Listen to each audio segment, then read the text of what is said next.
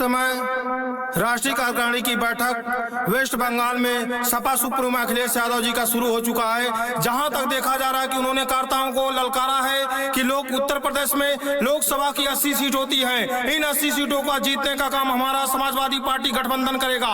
आने वाले दिनों में हम लोग दिखाएंगे कि भारतीय जनता पार्टी को किस तरह से हराना है। इसी पर रणनीति बनाते हुए उन्होंने कहा है, कुछ भारतीय जनता पार्टी के नेताओं ने कहा था कि ये आप लोग जो है कमेटी नहीं, ये गठबंधन नहीं, ये डिपो में जाकर के आप लोग जो है अपना मीटिंग करते हैं। उनको बता देना चाहता हूं, समाजवादी सुप्रीमो ने कहा था कि ये कोई नई बात नहीं है। वेस्ट बंगाल की धरती पर हम लोगों ने अब तक ममता बनर्जी के साथ छह जो है मीटिंग किया था। उनको संदेश देना चाहता हूं कि जिस तरह से झारखंड में सरकार है और राजस्थान में कांग्रेस की सरकार है, आने वाले दिनों में मैं आह्वान करता हूं कि उत्तर प्रदेश में सपा की सरकार होगी।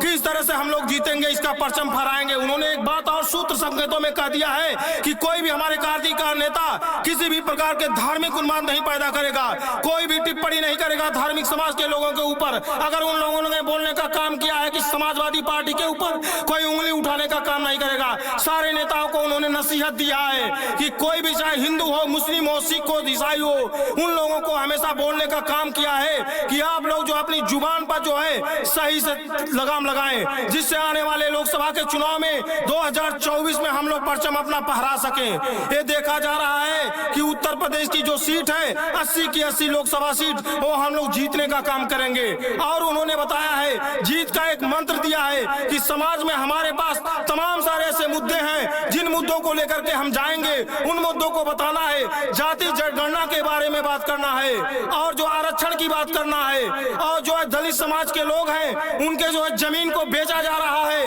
कहीं न कहीं वो भूमिहीन जो लोग हैं उनकी जमीन कहीं चली जाएगी तो और भूमिहीन हो जाएंगे। तो ऐसे हम जो बेरोजगार है उनके बारे में बात किया जाए। 69,000 की भर्ती हुई थी, उसमें तमाम सारे लोगों को आरक्षण नहीं मिला है। आज वो कोर्ट का दरवाजा खटखटा रहे हैं। अगर सरकार अपील की होती हाई कोर्ट से तो ये मैटर नहीं बना हुआ था। उनके ऊपर लाठियां चार्ज कराई जा रही हैं। आप लोगों ने देखा तत्कालीन में विद्युत व्यवस्था की क्या व्यवस्था थी, कई कर्मचारियों को सस्पेंड कर दिया जाता है। सरकार अपील की होती हाई कोर्ट से तो ये मैटर नहीं बना हुआ था। उनके ऊपर लाठियां चार्ज कराई जा रही हैं। आप लोगों ने देखा तत्कालीन में विद्युत व्यवस्था की क्या व्यवस्था थी, कई कर्मचारियों को सस्पेंड कर दिया जाता है। संविदा और आउटसोर्सिंग की भर्ती होती है, उस भर्ती के नाम पर जो उनको जनवरी से पेमेंट नहीं दिया जाता है। सरकार के इसी रवैया को लेकर के समाजवादी पार्टी ने एक मुहिम छेड़ दिया है कि उत्तर प्रदेश की लोकसभा की 80 सीट जीतने का काम करेंगे हम अपने गठबंधन के साथ। राष्ट्रीय महासचिव के जितने भी मेंबर थे वहां पे मीटिंग रखी गई थी। लगातार 2 दिन के मशक्कत के बाद अखिलेश यादव ने संदेश दिया है कि कोई भी हमारा नेता किसी भी प्रकार के धर्म की बात नहीं करेगा, धर्म के खिलाफ नहीं बोलेगा। चाहे हिंदू धर्म हो, चाहे मुस्लिम धर्म हो, चाहे सिख धर्म हो, चाहे ईसाई धर्म हो, चाहे बौद्ध धर्म हो, सबके बारे में एक होकर के हमको लड़ना पड़ेगा।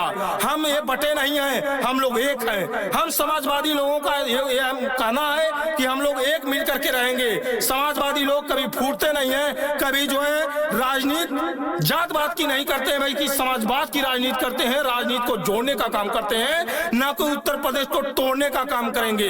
हम लोग समाजवादी पार्टी लोग हैं, राम मनोहर लोहिया के सपनों पर चलने वाले लोग हैं। राम मनोहर लोहिया जनेश्वर मिश्र के सपनों पर चलने वाले लोग हैं। उत्तर प्रदेश में इसकी ताकत उभरती जा रही है, अखिलेश यादव जी कह रहे हैं। इसलिए कार्यकर्ताओं को संयम बरतने की जरूरत है। आपके पास तमाम सारे ऐसे मुद्दे हैं, मुद्दे अगर गिनाओगे तो आग लग जाएगी। उन मुद्दों को गिनाने के लिए अगर सोचते रहो कि कहीं ना कहीं आप लोगों का वर्चस्व बढ़ेगा, जनता के बीच में जाइए।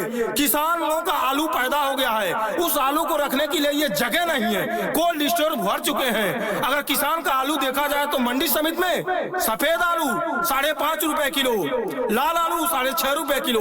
किसान परेशान है। उनके चचा श्री शिवपाल यादव ने कहा था कि सरकार को इस मैटर में गंभीरता से संज्ञान लेना चाहिए।